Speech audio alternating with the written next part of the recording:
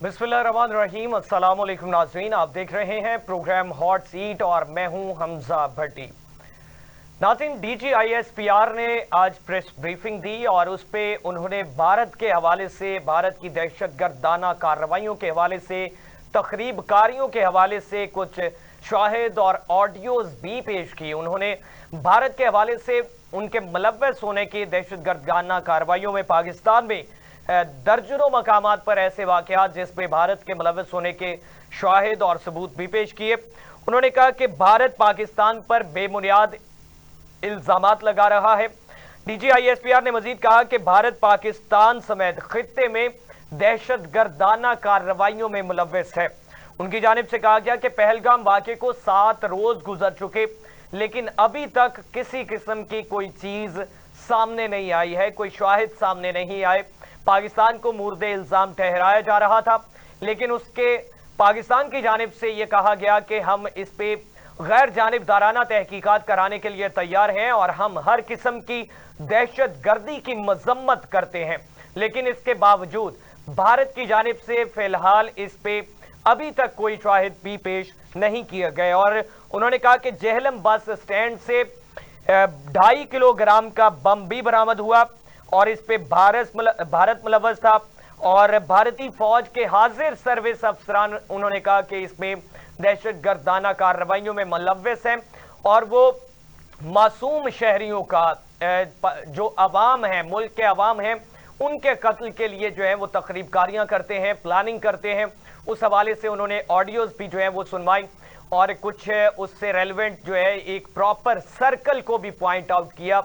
और इस पे लेफ्टिनेंट जनरल अहमद शरीफ चौधरी ने प्रेस ब्रीफिंग दी और इस पे तमाम तर चीजें जो है वो पाकिस्तान के और बैनुल-अक़वामी सतह पर सामने रखने की कोशिश की। भारत का जो चेहरा है उसको बेनकाब करने की भी कोशिश की। और इसके साथ साथ वजीर दाखिला मोहसिन नकवी, उनके हवाले से बात करेंगे। उन्होंने कहा कि जो जाफर एक्सप्रेस ट्रेन है उसमें भी भारत मुलव्वस है, उसके हवाले से भी हम शाहिद जो है वो पाकिस्तान के अवाम के और बैनुल-अक़वामी सतह पर सामने रखेंगे कि भारत किस तरीके से तखरीबकारियां करता चला आ रहा है। इन तमाम तर तफसीलात पे बात करेंगे। हमें ज्वाइन किया पाकिस्तान तहरीक इंसाफ से उमर वसी जफर चौई साहब ने। चौई साहब बहुत शुक्रिया, आपने कीमती वक्त दिया। और हमें ज्वाइन किया शाहिद इकबाल भट्टी साहब ने। भट्टी साहब बहुत शुक्रिया, आपने कीमती वक्त दिया। चौई साहब, आपसे आगाज करना चाहूंगा। DGISPR अहमद शरीफ चौधरी साहब ने प्रेस ब्रीफिंग दी है और उस पर उन्होंने भारत का जो मकरूर चेहरा है उसको बेनकाब करने की कोशिश की।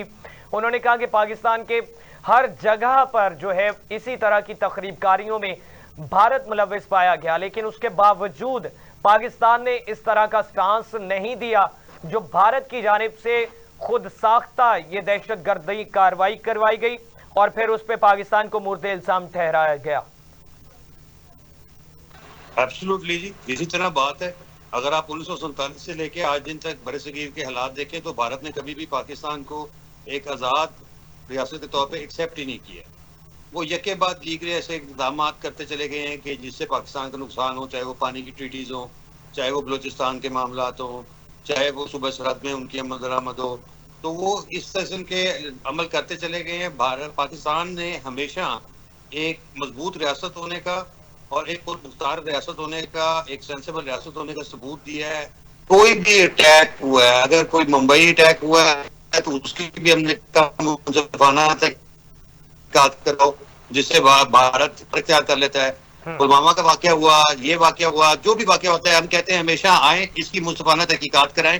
अगर हमारे स्टेट के कोई आंसर इस पे मौजूद है तो हम उसको रेक्टिफाई करने के लिए तैयार है, लेकिन एज ए स्टेट हम कभी भी इस किस्म की कार्रवाइयों में मुलव्वस रहे नहीं है। हम तमाम ममालिक से, चाहे वो अफगानिस्तान हो, ईरान हो, भारत हो, अच्छे ताल्लुकात रखना चाहते हैं। लेकिन भारत, अगर आप उनके अंदरूनी मामलात को भी देखें तो एक दहशतगर्द मुमलिकत की तरफ चलता चला जा रहा है। वहां पे मुसलमानों की इज्जतें अमाल की जा रही हैं, वहां पे दूसरे मज़ाहिब से ताल्लुक रखने वाले, बल्कि इवन के हिंदू मजहब से ताल्लुक रखने वाले जो लोअर तबके के लोग हैं उनके साथ वो सलूक किया जा रहा है जो इंसानी जावियों से गिर के है।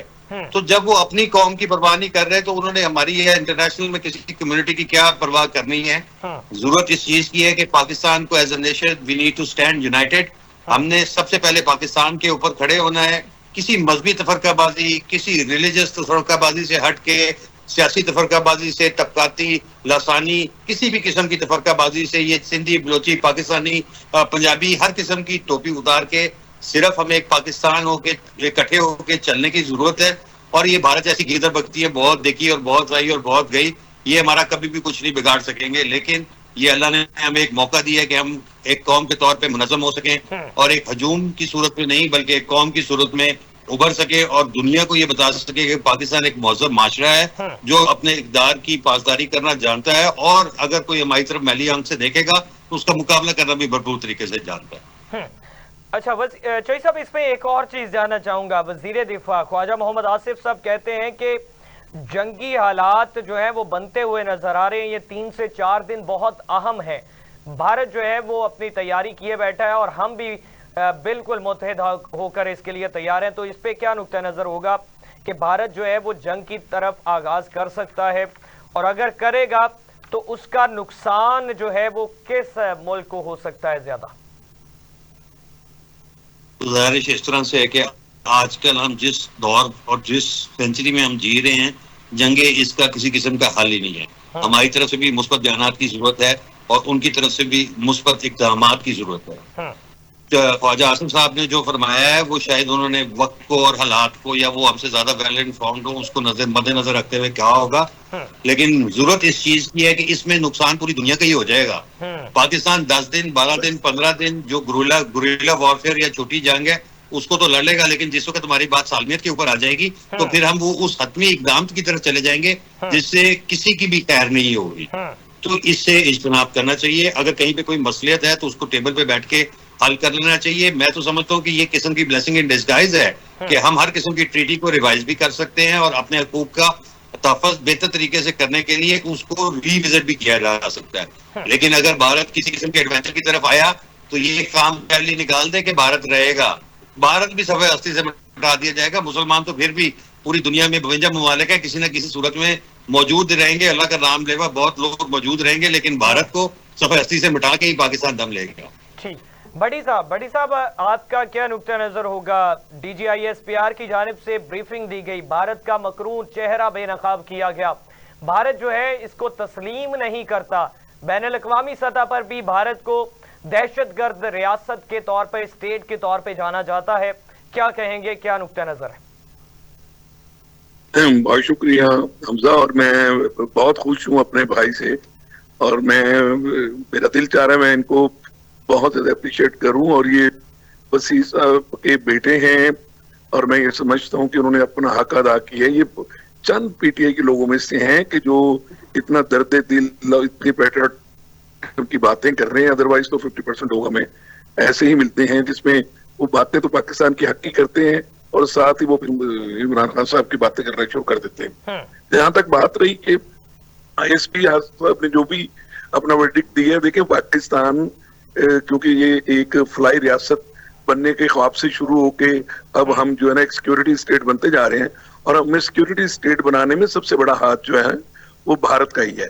तो अब भारत हमें तस्लीम करे ना करे, लेकिन पूरी दुनिया हमें तस्लीम करती है कि पाकिस्तान एक एटॉमिक पावर है और मुस्लिम नेशन का सबसे बड़ा अलंबरदार है।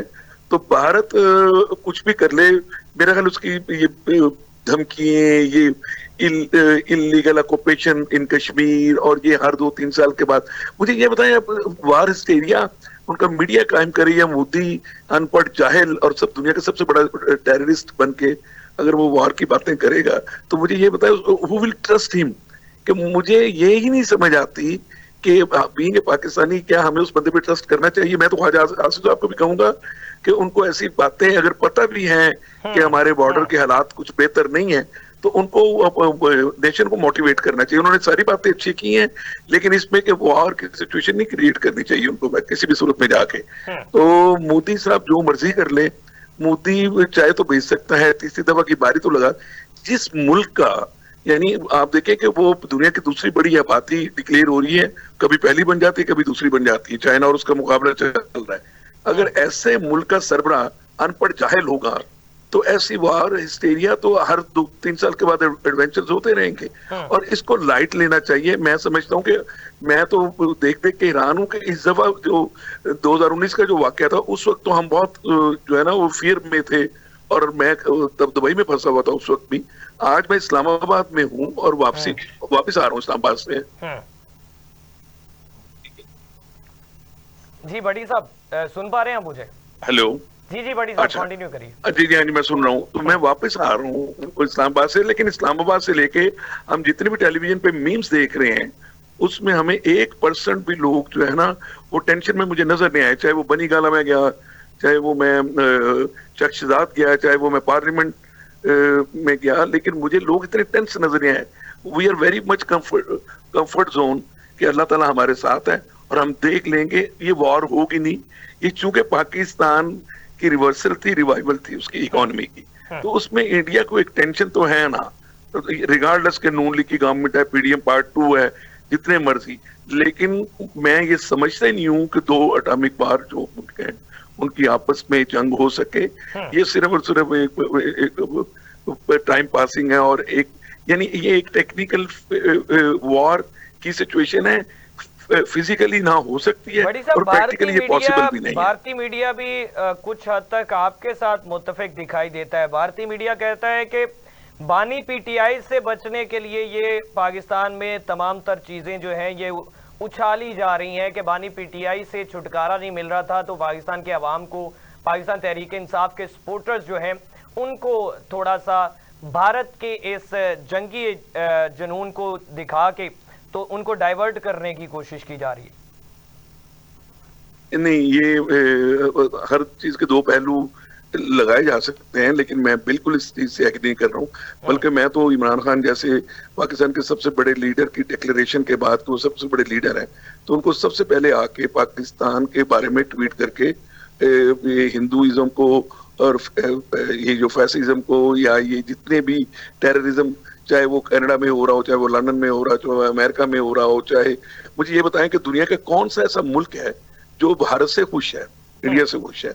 ना नेपाल खुश है, ना बर्मा खुश है, ना श्रीलंका खुश है, ना बांग्लादेश खुश है, ना पाकिस्तान खुश है। तो दुनिया का कोई मुल्क तो जो उसके हमसाए भी खुश नहीं है। तो मैं ये गलत तजज़ियाकार जो भी बातें कर रही है, नवाज शरीफ फैमिली, पाकिस्तान मुस्लिम लीग नवाज भी इस चीज को तस्लीम कर रही है कि मोदी सरकार या मोदी पर्सनली वो बीजेपी जो बानी पीटीआई स्टेजेस पे खड़े होकर तकारीर किया करते थे उसको तस्लीम कर रही हैं कि असल चेहरा मोदी का ये है।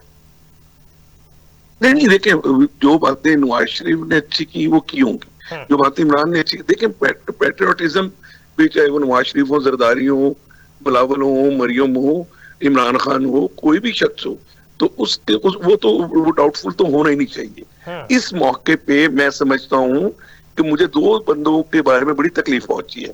I am very much happy with Bilawal Bhutto, I am very much happy with Shehbaz Sharif, I am very much happy with all the executives of the government, चाहे वो 47 कह लें, 45 कह लें, लेकिन मैं 2 बंदों से खुश नहीं हूँ।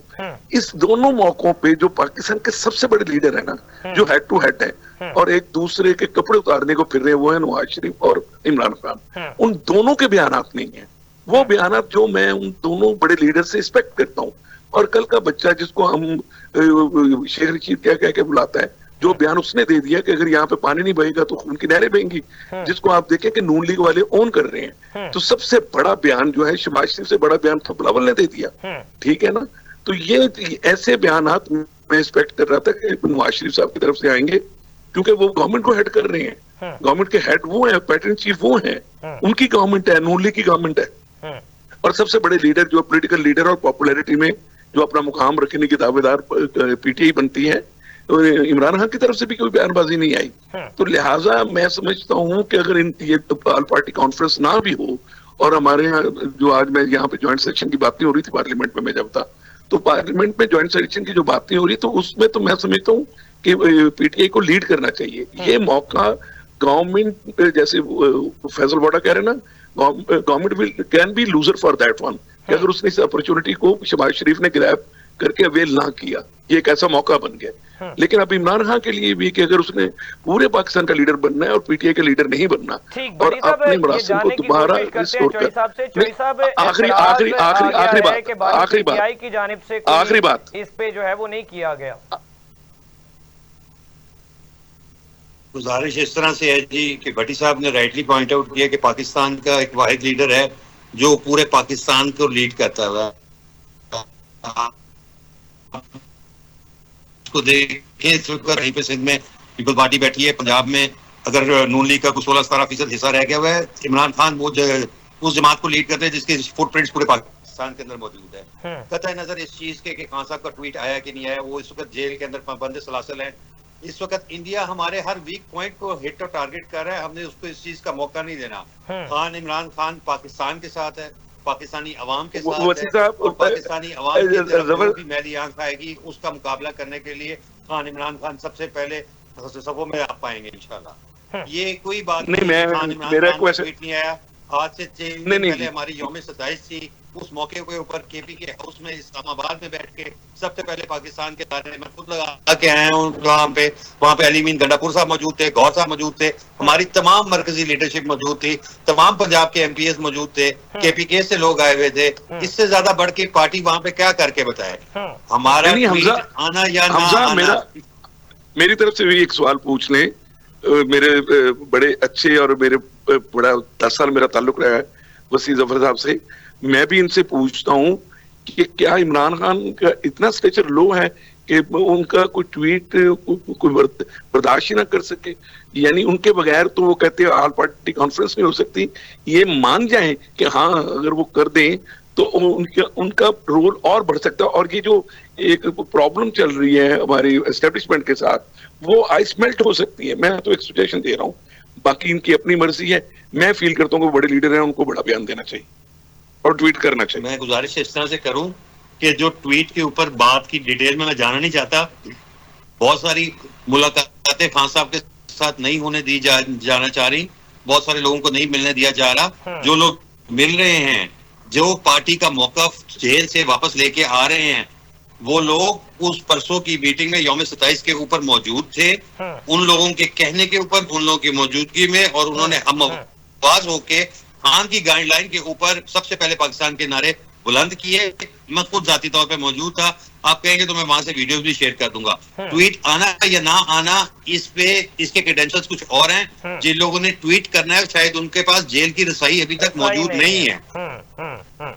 ये हमारा है ही नहीं। साहब ने हमारी पार्टी की लीडरशिप इस वक्त गौर साहब के पास भी है, गौर साहब उस वक्त उस मीटिंग के अंदर मौजूद थे। ललकारा भी जाएगा भारत को। बड़ी साहब नहीं बिल्कुल, मैं ये इनसे चले मैं इनको बेनिफिट ऑफ डाउट दे देता हूँ क्योंकि हमारे दोस्त के ये बेटे हैं और हमारे भी भाई बनते हैं।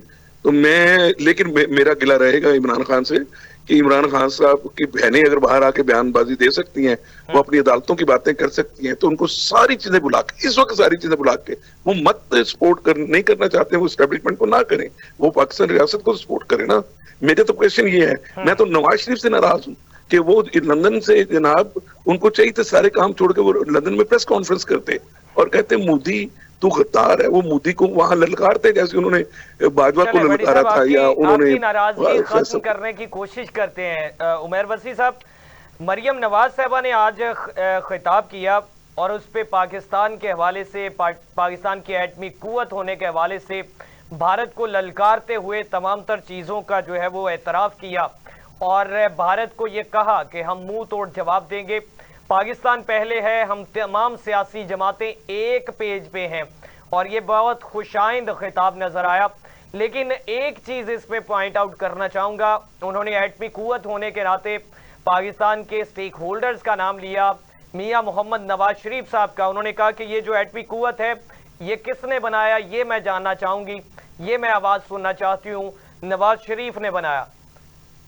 लेकिन डॉक्टर अब्दुल कदीर खान वो कहाँ पे हैं? उनका नाम मरियम साहबा की जुबान पे नहीं सुन पाए हम लोग, पाकिस्तान के अवाम नहीं सुन पाए। क्या कहना चाहेंगे उमर वसी जफर साहब? सर, आप लोग बहुत जीरस लोग बैठे हैं और पाकिस्तान की अवाम बहुत बाशऊर हो चुकी हुई है। सबके इल्म में है कि ये जुल्फकार अली भुट्टो साहब के टाइम से पहले जनरल ज़ियाउल हक ने इसकी काविश शुरू की थी।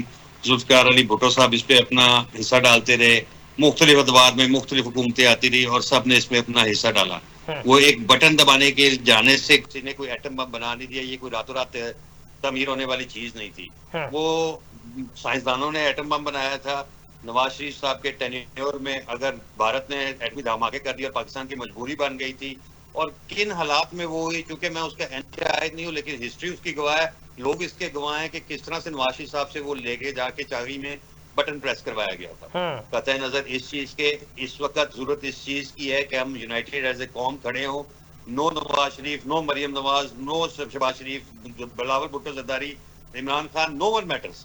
What matters is Pakistan. Pakistan की अवाम, पाकिस्तान की अवाम इस वक्त हर एक अवाम का एक एक शहरी एक सिपाही की सूरत में इस चीज का हम तंगोश होकर इंतजार कर रहा है कि किस वक्त इंडिया कोई बुरी चाल चलता है। आपको याद होगा कि हमारे बुजुर्ग बताते थे 1965 की जंग में जिस वक्त उन्होंने ये गंदी हरकत शुरू की थी और पाकिस्तान के ऊपर फ्लाइंग होने शुरू हुई थी, उनके जंगी जहाज आने शुरू हुए थे, तो लाहौरिये अपनी जूतियां उठा के अपनी छतों में हर किस्म के लिए पाकिस्तान के अवाम जो है वो बिल्कुल तैयार खड़े थे, बिल्कुल जो है वो मुत्तहिद होकर नजर आ रहे थे। भट्टी साहब मरियम नवाज साहबा का खिताब, मरियम साहबा की स्पीच और उस पे कुछ लोगों के नाम तो सामने आए जिनका नाम सामने आना चाहिए था, वो सामने नहीं आया। बड़ी साहब देखिए, वो एक चीज ध्यान में रखिएगा कि बिलावल और मरियम जब भी स्पीचेस करेंगे या जो भी वो एक्टिविटीज परफॉर्म करेंगे या जो भी एग्जीक्यूशन करेंगे, वो भुट्टो और शरीफ खानदानों तक महदूद होगा, उसमें थर्ड पार्टीज नहीं हो।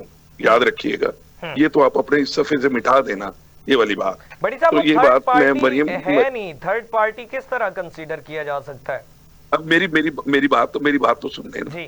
देखिए, अभी उमैर साहब ने जो बात की ना, मैं इनको सलाम पेश करता हूँ। आपने मेरा ये रील चलानी है कि मैं वसी ज़फर साहब के फरजंद को मैं सलाम इसलिए पेश कर रहा हूँ, काश ये बातें उमर अयूब भी सीख जाए इनसे, काश ये बातें शिबली फराज साहब भी सीख जाए। ये बातें एक पॉलिटिकल जो है ना आइडेंटिटी रखने वाला आदमी और जेन्युइन आदमी ही ऐसी बातें कर सकता है। लिहाजा जो नॉन पॉलिटिकल लोग हैं ना, जो डिक्टेटर के पोते नवासे बन के आते हैं और ये बातें करते हैं, वो फिर वो उस किस्म की बातें करती हैं जो उनको जेब देती हैं और वो उनका कोई रोल नहीं होता। चार चार पार्टीज को वो चेंज करके इधर उधर आए होते हैं। और जहां तक बात रही कि मरियम ने बड़ी अच्छी स्पीच की होगी, मरियम देर आए दुरुस्त आए। आज एक हफ्ते के बाद अगर मरियम स्पीच कर रही है तो मरियम की यही स्पीच अगर दूसरे दिन हो जाती, वो मैं आपको शायद मेरे पास कुछ टिप तो है लेकिन कंफर्मेशन नहीं है, लेकिन मैं आपको बता देता हूँ कि बड़ी कोशिश थी कि नवाज शरीफ साहब स्पीच करते हैं, लेकिन नवाज शरीफ साहब ने स्पीच नहीं की।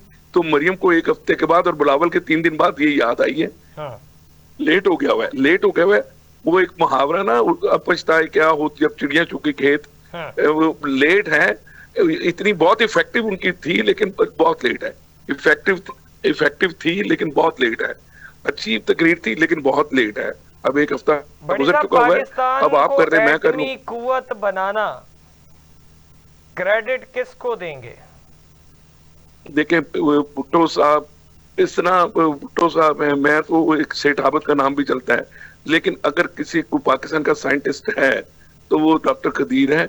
उनका नाम अगर नून लीग ना ले तो मुझे शर्म आती है।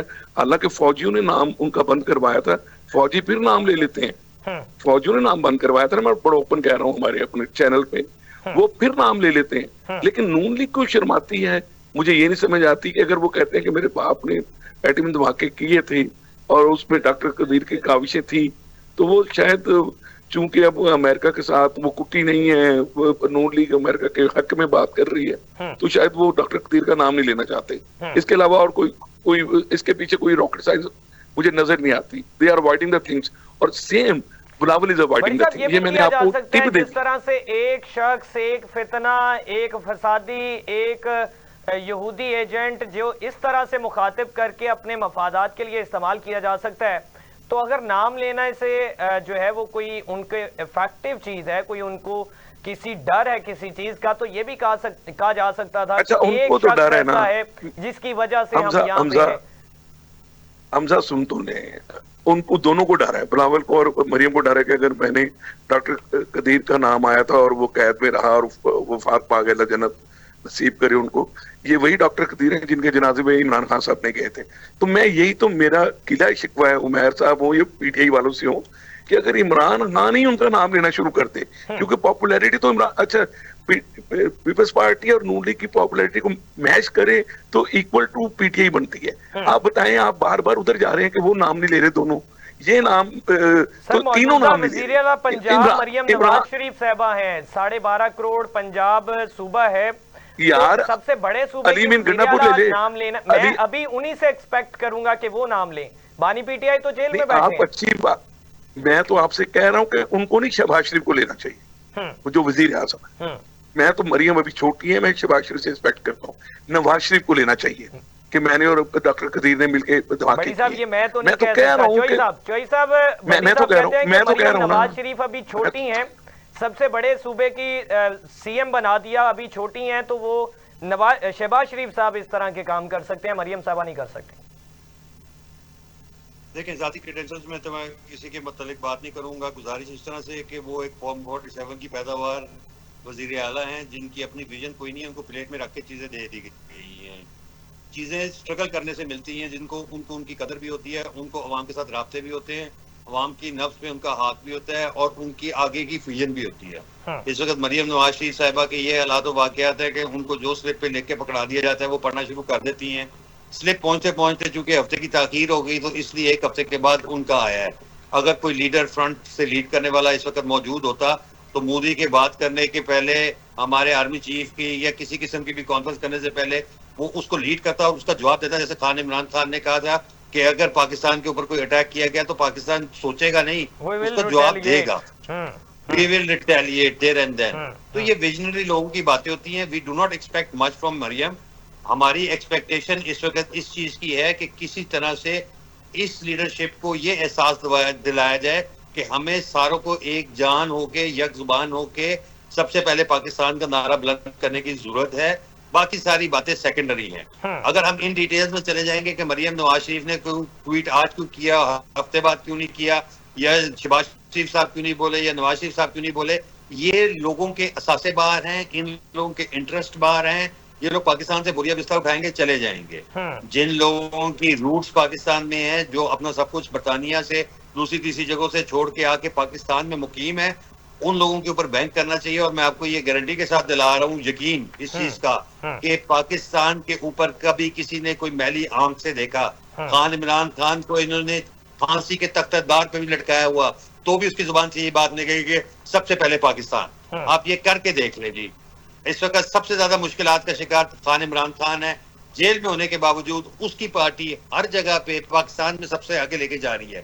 कल ये इनकी मीटिंग हुई है जिसमें तमाम मुजरा आला को बुलाया गया था। अली बिन गंडापुर वहां पे पहुंचे। पार्टी के कुछ लोगों ने उनकी सरजनिश की इस मुतालिक, जो कि हमारे टाइगर्स हैं, हमारे एक्टिविस्ट हैं, वो पार्टी के लिए एक डिफरेंट किस्म की विजन रखते हैं। लेकिन एक लीडर का काम खान इमरान खान की इजाजत के बगैर अली बिन गंडापुर वो तो उस कॉन्फ्रेंस में नहीं जा सकते। बहुत खूबसूरत तस्वीर और बहुत क्लियर मैसेज गया जिसमें वजीर आजम पाकिस्तान खड़े थे, वजीर आला पंजाब, वजीर आला सिंध, वजीर आला बलूचिस्तान और वजीर आला खैबर पख्तूनख्वा एक तस्वीर में खड़े थे। इसकी यूनिटी की हमें जरूरत है। That is all that we need. अगर हम यूनाइटेड हो जाएंगे तो इंडिया समेत कोई भी दुश्मन हमारा कभी कुछ नहीं बिगाड़ सकेगा। जिस वक्त उनको ये पता होगा कि इनकी डिवाइडेड कोई चीज नहीं है, ये जिस वक्त आपस में जो मर्जी लड़ते मरते झगड़ते रहे। हमारे जो आपसी झगड़े हैं वो सियासी नुक्ता नजर के हैं, वो मुख्तलिफ हो सकते हैं। जो भी बातें हों वो हमारे आपसी मामलात हैं। लेकिन कौमी सलामती पर कोई समझौता पाकिस्तान के खिलाफ नहीं है। मैं ये इल्जाम नून लीग पे भी नहीं लगाता, मैं ये इल्जाम पीपल्स पार्टी पे भी नहीं लगाता, और मैं ये भी बर्दाश्त नहीं करूंगा कि कोई ये इल्जाम पीटीआई पे लगाए। कोई एक भी जमात इस वक्त पाकिस्तान मुखालिफ नहीं है। जरूरत सिर्फ इस चीज की है कि कोई एक जीरत सियासतदान आगे आए जो विजन रखता हो, जिसके पास फहम हो, फरासत हो, और वो इन सबको एक प्लेटफॉर्म पे इकट्ठा करके बिठा दे। जो इसका एक अमली नमूना हमने कल देख लिया हुआ है, और आइंदा भी जैसे वक्त गुजरता चला जाएगा हालात अगर मुश्किल हो तो हमें इस यूनिटी को और भरपूर तरीके से इकट्ठा करने की जरूरत पेश आएगी और हम और स्ट्रांग होकर आगे निकलेंगे। आप हमारी तरफ से रेस्ट श्योर रहें कि सबसे पहले पाकिस्तान, ये खान इमरान खान का नारा है और इस पे ये पार्टी अमल पैरा है इंशाल्लाह।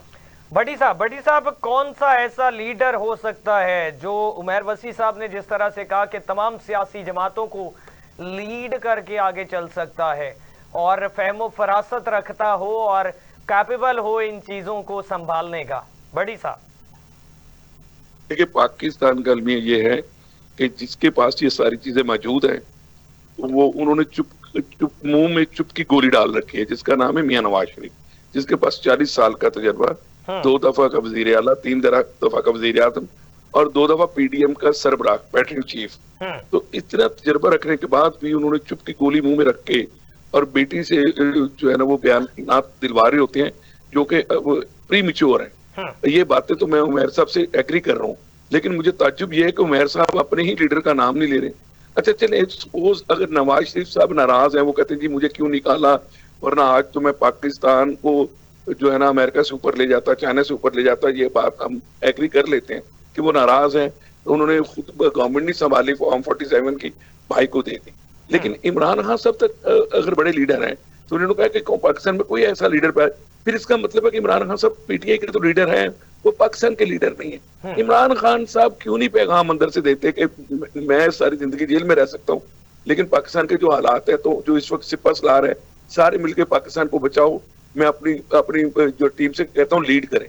तो ये जो जेस्चर है, ये एक अपॉर्चुनिटी है जो फैसल वाडा बार बार कह रहा है, मैं भी यही कह रहा हूँ, मेरे अल्फाज भी ये है कि ये अपॉर्चुनिटी अगर शहबाज शरीफ ने मिस की तो नोली खत्म, और अगर पीटीआई ने की तो पीटीआई को इस पे जो है वो लूप में लेने की कोशिश की गई। इस पे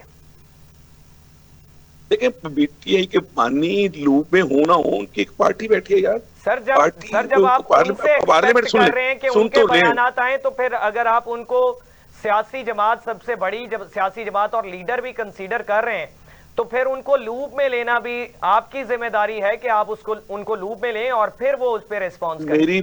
पार्टी की हद तक तो पार्टी रिस्पॉन्स कर रही है। अपोजिशन लीडर उमर अयूब साहब ने दबंग तरीके से खिताब किया पार्लियामेंट में खड़े होके। ओ यार छोड़ो, उमर अयूब कोई क्रेडिबल आदमी है यार, उसका तो बड़ी पार्टी लीडर को लूप में लेना, सबसे बड़ी सियासी जमात को लूप में लेना, ये हुकूमत वक्त की जिम्मेदारी है।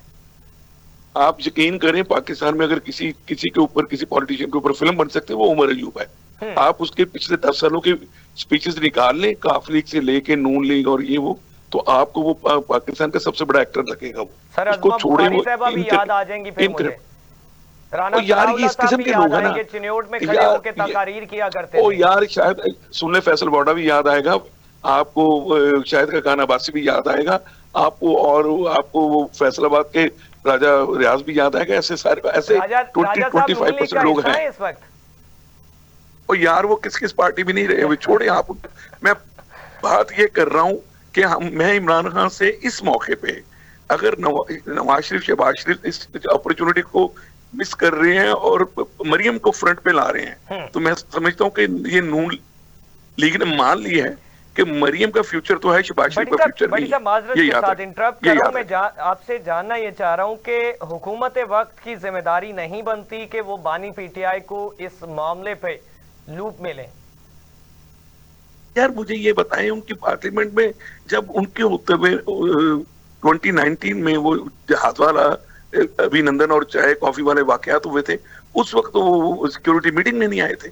आप पुरानी बातों को भी तो देखा करें ना।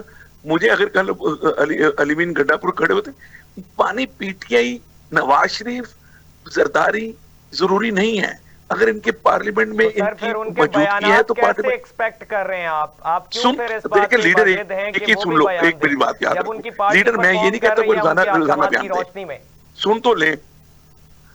वो देखे, वो ट्रोलिंग करते हैं, उनको ट्रोलिंग का एडवांटेज लेके एक बयान तो कम से कम इमरान खान को देना।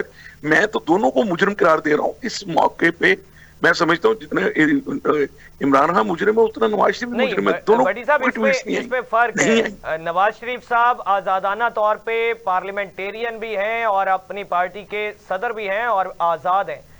उनको रिलेट या नहीं किया जा सकता बानी पीटीआई के साथ जो पाबंदे सिलासल हैं। यार मुझे ये बताएं कि अगर पाबंदी शासन है तो वो ट्वीट हर बड़े से बड़े मौके पे, अमेरिका के इलेक्शन से लेके और हर मौके पे वो ट्वीट करते हैं। आप उनको जेल में ट्वीट करने की इजाजत दे सकते हैं? नहीं तो पहले जो ट्वीट्स हो रही हैं वो डमी है, इतनी हुई है। उनकी मुलाकात हर हफ्ते में 3 दफा होती है ट्वीट्स। कंटिन्यू रखा जाए वो उनकी मुझे ये बताएं कि जो, एक मिनट सुन लो, उनके एमएनएस जो उनके सुन ले, जो उनके वकील हैं वो उनके एमएनएस भी हैं। पहले तो आप ये डिसाइड कर लें कि बहन भाइयों से मिलवाना जरूरी है, उनके जो पॉलिटिकल एडवाइजर हैं और वो भी लॉयर भी हैं, उनसे मिलवाना। हर हफ्ते में 3 दफा तो लॉयर मिलते हैं। मुझे तो ये नहीं समझ आती कि इसको मिला दो इसको ना मिलाओ।